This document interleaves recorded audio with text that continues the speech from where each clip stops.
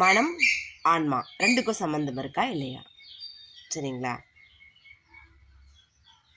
பாபாவினுடைய சுயசரிதத்தில் சொல்லப்பட்டிருக்கு. அதாவது நம்ம அமாவாசை வந்தால் என்ன பண்ணுவோம்? எனக்கு பாபா சொல்வார், இன்னைக்கு உன் வீட்டுக்கு 5 சிட்டுக்குருவிகள் வரும்.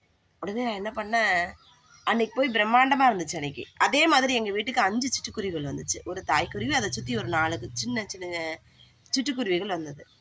இவங்க யாருன்னு நான் பாபாட்ட போய் கேட்டேன்.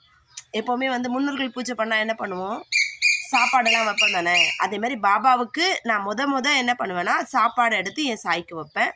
இந்த சிட்டுக்குருவிகளும் சார்ந்து அவர் கூடயே இருக்கும்.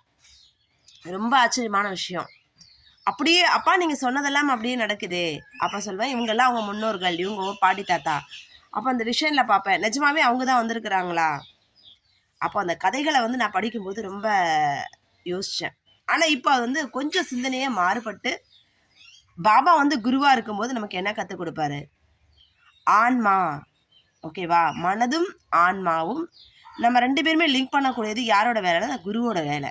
நம்ம ஒரு நிலை, ஞான நிலை அடையிறதுக்கு பகவான் என்ன பண்ணுறாரு, பல்வேறு விளையாட்டுகளை நமக்கு சொல்லுவார். எனக்கு உண்மையான குரு என் சாய் மட்டும்தான்.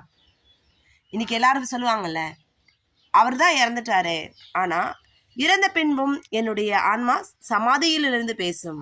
எனக்கு இன்னைக்கு ப்ரீச்சிங் இன்னைக்கு வரைக்கும் கொடுத்துட்டு இருக்காரு. ஒருத்தர் மொழியும் ஒரு லேர்னிங் கொடுத்துட்டு இருக்காரு என்னோட சாயப்பா. ஓகேவா?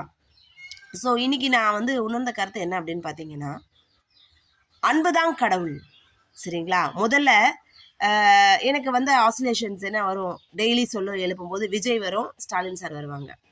மாற்றி மாற்றி நடக்கிற விஜய் சார் கிட்ட உள்ள நெகட்டிவ்ஸ் எல்லாம் என்னென்ன இருக்குது, ஸ்டாலின் சார் எதெல்லாம் பாசிட்டிவாக எடுத்துகிட்டு போகிறாரு, இந்த ஃபெயிலியருக்கு அப்புறம் எதெல்லாம் அவர் பாசிட்டிவாக எடுத்துகிட்டு போகிறாரு, இவர் என்னென்ன தவறுகள் செஞ்சார், அவருக்கு என்னென்ன ப்ரமோட் பண்ணியிருக்காங்க. இது எனக்கு ஏன் காட்டுதுன்னு நான் ரொம்ப அழுவேன். ஏன்டா நம்மக்கிட்ட இந்த மாதிரி ஒரு விஷயம் சொல்லிட்டு இருக்கு, சோல்ஸாக பேசிகிட்டே இருக்கே அப்படின்னு நினைப்பேன். அதே போல் இன்றைக்கி வந்த நிகழ்வுகளை நான் பேசின விஷயம் பார்த்தீங்கன்னா, இரு மாறுபட்ட மனிதர்கள், மதத்தை சார்ந்த மனிதர்கள். ஓகேவா? ஒருத்தங்க பார்த்தீங்கன்னா பாபா டிவோட்டி, எனக்கு நெருக்கமான உறவு அவங்க. என்னுடைய ஸ்கூல் ஸ்டூடெண்ட்டோட பேரண்ட் அவங்க. 2 குழந்தைங்களுக்கு பெற்றவங்க அவங்க. எனக்கு அதை பார்க்கும்போது எனக்கு அப்படியே என் குழந்தைங்கள அவங்கள ஏதோ ஒரு விஷயம் எங்கள் 2 பேரையும் லிங்க் பண்ண வைக்கிதுன்னு நினச்சேன். சரியா? ஸோ இதுதான் ஆன்மா. எப்படி ஆன்மா தொடர்பு கொடுக்குது. இன்னொருத்தங்க பார்த்தீங்கன்னா கிறிஸ்டியன், அவங்கள நான் பார்த்ததே கிடையாது. ஆனால் நான் கிறிஸ்டியன் ப்ரேயர்ஸ் பண்ணுவேன், ஹிந்து ப்ரேயர்ஸ் பண்ணுவேன், இஸ்லாம் ப்ரேயர்ஸும் பண்ணுவேன். ஆனால் பாபாவுடைய பாதையை நான் கையில் பிடிச்சவன். ஏன் அப்படின்னா, என் நாடு என் மக்கள் என்ன பண்ணக்கூடாது, என்றைக்குமே சண்டையில் வரக்கூடாது, கலவரத்தில் மூழக்கூடாது, மக்கள் சமாதானத்தில் வாழணும். எனக்கு பாபா கற்றுக் கொடுத்த பாடம். ஸோ நான் இந்த கனவை ஏன் எனக்கு ஸ்ட்ரெஸ் அவுட் பண்ணுச்சு அப்படின்னு சொல்கிறேன். அப்போ கடவுள் நம்மளை குறித்து ஏதோ ஒரு காரியத்தை இப்பவும் செய்ய வைக்கிறாரு. இந்த கிறிஸ்டியன் நான் ப்ரேயர் பண்ணுறேன். அப்போ அந்த லேடி நான் பார்த்ததே இல்லை. ஆனால் அவங்க வீட்டில் ப்ரேயர் பண்ணுறேன். அங்கே உள்ள ஆன்மாக்களை பார்க்குறேன். ஒவ்வொருத்துக்கும் ஒரு விதமான பிரச்சனைகள் இருக்குது. அந்த பிரச்சனைகளை பார்த்தோன்னா யார் சொல்கிறாங்க, ஒரு பெண்ணை பற்றி ஒரு பெண், ஒரு ஆண் தப்பு சொல்கிறாங்கல்ல, குறை சொல்கிறாங்கல்ல, அந்த மாதிரி ஒரு நிகழ்வுகளை காட்டுது. இந்த குடும்பத்தில் இந்த மாதிரி விஷயங்கள் நடந்துகிட்ருக்கு. அப்போ நான் உடனே எழுந்துட்டேன். கிட்டத்தட்ட அந்த டைம் பார்த்தீங்கன்னா 4:30 ஆகிடுச்சு. ஓகேவா? 4:30 கிராஸ் ஆகிடுச்சு. நான் யோசிக்கிறேன், என்ன இந்த காலையில் சொல்லும்பொழுது இந்த விஷயங்களை சொல்லுது. அப்போ இதை வச்சு நம்ம என்ன சொல்ல போகிறோம், மனம் ஆன்மா அப்படிங்கிற தொடர்பு கொண்ட ஒரு லிங்கை தான் இன்றைக்கி உங்களுக்கு சொல்கிறேன். நம்மளோட மனமும் ஆன்மாவும். ஆன்மா யார்? நீங்கள் உடல் கிடையாது, நீங்கள் ஆன்மா. சரியா? நீங்கள் உடல்னு நினைக்காம இந்த உடலில் குடியிருக்கக்கூடிய ஒரு ஆன்மா நான். ஓகேவா? நமக்கு ஆன்ம சக்தி உண்டு தானே. தயவு செஞ்சு நம்ம யாரையுமே ஒரு தலைவரை வச்சு நம்ம சவுக்குள்ள சண்டையே வேண்டாங்க. Because that is not a healthy one now. Okay, we need for our country wealth. இன்னைக்கு பார்த்தீங்க அப்படின்னா, நான் நிறைய ஊர்களுக்கு விசிட் பண்ணியிருக்கேன். சரியா? எல்லா ஊர்கள்லையுமே நான் வேண்டுற ஒரே ஒரு விஷயம் சுவாமிக்கிட்ட, சுவாமி என்னுடைய மக்கள் நல்லா இருக்கணும், என்னோட நாடு நல்லா இருக்கணும், எல்லாருமே சந்தோஷமாக இருக்கணும்னு. அப்போது சில இடங்களில் போகும்போது நினைப்பேன், நம்ம சென்னை மாதிரி, சிங்கார சென்னை மாதிரி எதுவுமே கிடையாது. ஹாஸ்பிட்டல்ஸில் இருந்து எவ்வளோ மருத்துவ வசதிகள்லேருந்து எவ்வளோ விஷயங்கள் செய்வாங்க, ஃபுட்டில் இருந்து அவ்வளோ பெஸ்ட்டாக இருக்கும். சரியா?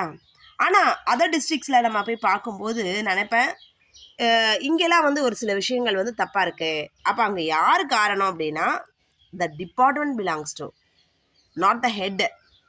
ஓகே, ஸோ அவங்க அந்த சுப்பீரியாரிட்டியில் அந்த இதில் வந்து உள்ளவங்களை தான் காரணமே தவிர்த்து மற்றவங்கள வந்து குறை சொல்ல முடியாது. இப்போ பாருங்கள், ஒரு இடத்துல எலெக்ஷன் நடக்குன்னா என்ன பண்ணுவாங்க, வி ஆர் த பெஸ்ட்டுன்ட்டு ஃபஸ்ட்டாக போயிட்டு பாயிண்ட் அவுட் பண்ணி எங்களுக்கு எல்லாமே வேணுங்கிறதுக்கு கிராஸ் பண்ணுவாங்க. மக்களே நீங்கள் ஏமாறக்கூடாது, இப்போவும் ஏமாறக்கூடாது, உஷாராக இருக்கணும்.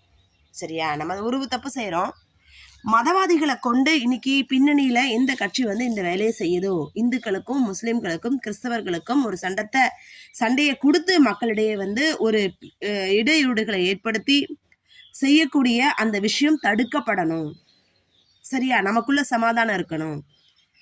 ஒரு வீடியோவில் இந்துக்கள்லாம் வந்து அட்டர் வேஸ்ட்டுங்கிற மாதிரி. சரியா? நான் வந்து பார்க்குறேன், ஏன் மக்களை வந்து இந்துக்களை வந்து இவ்வளோ கேவலமாக சொல்கிறாங்க? நம்மக்கிட்ட ஒற்றுமை இல்லையா?